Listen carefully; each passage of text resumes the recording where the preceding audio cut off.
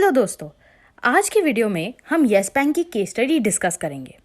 आज के वीडियो में हम डिस्कस करेंगे कैसे येस बैंक की शुरुआत हुई, कैसे येस बैंक इंडिया की 6th लार्जेस्ट बैंक बनी और उसका शेयर प्राइस 400 रुपीज़ तक पहुंच गया, कैसे येस बैंक में प्रॉब्लम्स आना शुरू हुई और शेयर प्राइस ₹400 से ₹6 पे आ गया, और करंटली येस बैंक की क्या सिचुएशन है। तो इस वीडियो को लास्ट तक देखें और आपको येस बैंक की पूरी स्टोरी समझ आ जाएगी। पहले जानते हैं येस बैंक की इतनी बात क्यों हो रही है। येस बैंक इंडिया का 6th लार्जेस्ट वेंडर था with over 18,000 employees and a deposit book of over 2 lakh crores. Yes bank India के फाइनेंशियल इकोसिस्टम का एक इम्पॉर्टेंट पार्ट है। न्यू एज डिजिटल पेमेंट में भी येस बैंक का बहुत बड़ा कंट्रीब्यूशन था और इंडिया के more than 35% UPI transactions yes bank के थ्रू ही होते हैं। Yes bank Indian financial ecosystem के लिए कितना इम्पोर्टेंट था, ये आप इन फैक्ट से समझ ही गए होंगे। येस बैंक की शुरुआत राणा कपूर, अशोक कपूर और हरकिरत सिंह ने 2004 में की थी। 2004 में ही येस बैंक को बैंकिंग लाइसेंस मिला और बैंक ने अपने ऑपरेशन स्टार्ट किए। सिंह ने कुछ ही समय बाद बैंक से एग्जिट ले लिया और फिर राणा कपूर बैंक के सीईओ बन गए और अशोक कपूर चेयरमैन। दोनों बैंक को अच्छे से चला रहे थे कि फिर 2008 में 26/11 के आतंकवादी हमले में अशोक कपूर की डेथ हो गई। अशोक कपूर की डेथ के बाद उनके शेयर्स उनकी वाइफ मधु कपूर को मिल गए, लेकिन राणा कपूर ने मधु कपूर को बैंक के मैनेजमेंट से दूर रखा और बैंक को अपने स्टाइल से चलाने लगे। राणा कपूर के अंडर बैंक ने काफ़ी अच्छा परफॉर्म किया। राणा कपूर बहुत एग्रेसिव बिजनेस स्ट्रैटेजीज फॉलो करते थे और इसी कारण उनके अंडर येस बैंक का प्रॉफिट 2008 से 2018 तक 35% CAGR से बढ़ रहा था। बैंक का शेयर प्राइस भी बैंक की ग्रोथ को फॉलो कर रहा था। येस बैंक के शेयर्स ने 20 अगस्त 2018 को 404 रुपीज़ का ऑल टाइम हाई हिट किया। येस बैंक की रैपिड ग्रोथ का मेन रीज़न राणा कपूर की एग्रेसिव बिजनेस स्ट्रैटेजीज थी। वो कंपनीज को बहुत एग्रेसिवली लोन्स दे रहे थे, यहाँ तक कि जिन कंपनीज की फाइनेंशियल कंडीशन खराब थी, राणा कपूर उन्हें भी एग्रेसिव लोन्स दे रहे थे और high rates of interest charge कर रहे थे। 2015 में IL&FS के क्राइसिस के बाद RBI ने बैंक्स के NPAs को सीरियसली चेक करना शुरू किया। NPA मतलब नॉन परफॉर्मिंग एसेट्स, मतलब अगर बैंक ने किसी को लोन दिया है और वो 90 डेज या उससे ज़्यादा लोन डिफ़ॉल्ट करता है, उसे NPA कहा जाता है।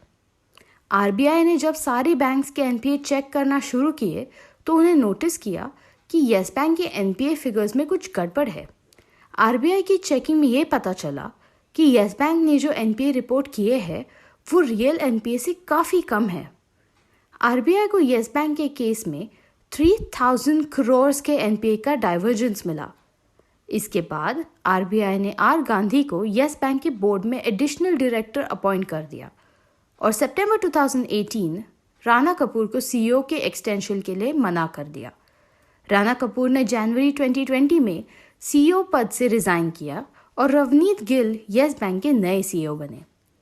रवनीत गिल के CEO बनने के बाद येस बैंक की ट्रू स्टोरी सामने आने लगी। येस बैंक ने जिन स्ट्रेस कंपनीज को लोन दिया था वो कंपनीज डिफ़ॉल्ट करने लगी।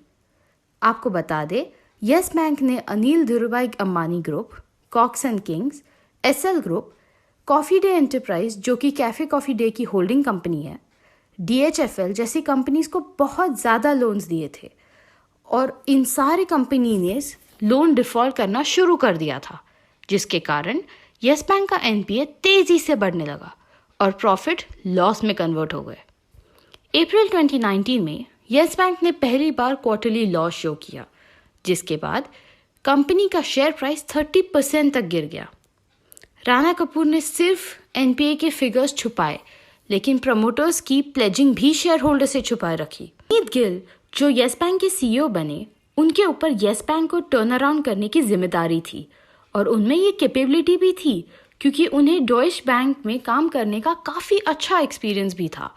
लेकिन येस बैंक की हालत ख़राब होने लगी क्योंकि जिन स्ट्रेस कंपनीज को उन्होंने लोन दिया था वो कंटिन्यूसली लोन डिफ़ॉल्ट कर रहे थे। इसी बीच नवंबर 2019 में राणा कपूर ने येस बैंक के सारे शेयर्स बेच दिए और अब उनकी होल्डिंग केवल 900 शेयर्स की बच गई थी।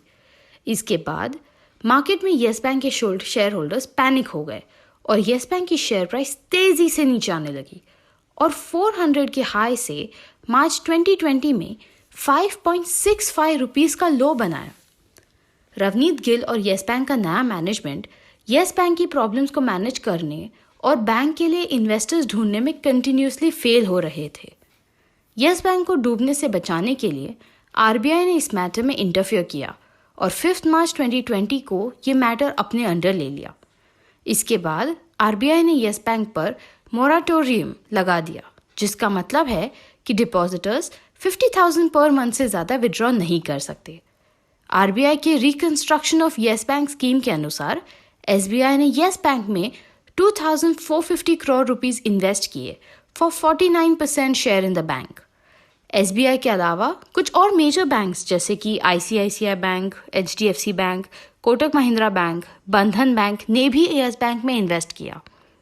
एसबीआई के इन्वेस्टमेंट के बाद येस बैंक को बोर्ड को डिसमिस कर दिया गया और आरबीआई ने येस बैंक का नया बोर्ड अपॉइंट किया और एसबीआई के एक्स सीएफओ प्रशांत कुमार को नया सीईओ और चेयरमैन बना दिया गया। राणा कपूर को ईडी ने 8 मार्च को मनी लॉन्ड्रिंग के केस में अरेस्ट कर लिया। करंटली येस बैंक के लिए मुसीबतें खत्म नहीं हुई है। येस बैंक ने फाइनेंशियल ईयर 1920 में 16,000 करोड़ का loss, gross NPA 17% and net NPA 5% show किया है, जो बैंक के लिए बहुत खराब है।